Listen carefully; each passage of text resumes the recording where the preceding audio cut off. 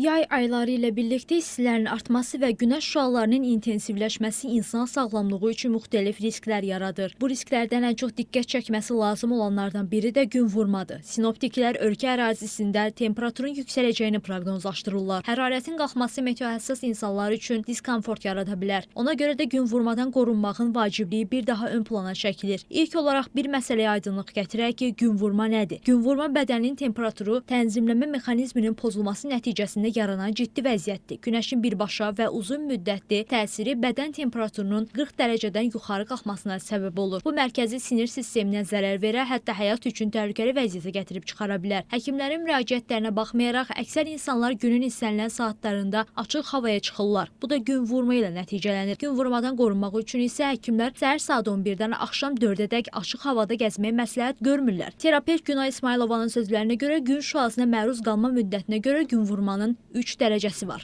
Yüngül dərəcədə dediyimiz kimi əsasən baş ağrı, baş gicəllənmə, göz qabağında qaralma, ürək bulanma, qusma da baş verə bilir. Orta dərəcədə isə bütün bu dediyimiz şikayətlər daha şiddətli olur. Yəni şiddətli baş ağrı, şiddətli baş gicəllənmə, ürək bulanma, qusma və bədən hərarətinin yüksəlməsi 39-40 dərəcəyə qədər bədən hərarəti yüksələ bilir. Huşun müxtəlif dərəcədə pozulmaları, hətta huşun tam itirilməsini də görə bilirik. Yardım göstərilmədikdə ağır vəziyyətlə rastlaşa bilirik. Yəni gün vurmanın ağır dərəcəsi zamanı çox təhlükəli bir vəziyyət yaranır. Bu zaman ürək damar sistemi tərəfindən çatmamazlıq, tənəffüs çatmamazlığı, hətta ürək dayanması da görülə bilir.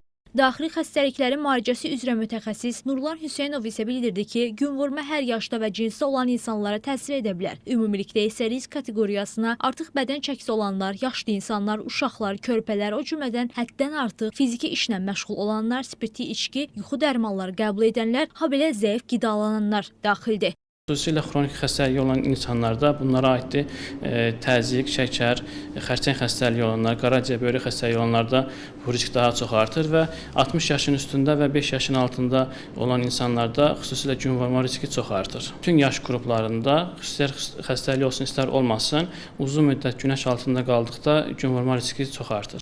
Son illər Azərbaycanda yay aylarında gün vurma ilə bağlı xəstəxanalara müraciət edənlərin sayı artmaqdadır. 2024-cü ildə Azərbaycanda gün vurma ilə əlaqədar müraciət edənlərin sayı 25 nəfər olub. Dünya üzrə isə bu rəqəm 15 milyondan çoxdur.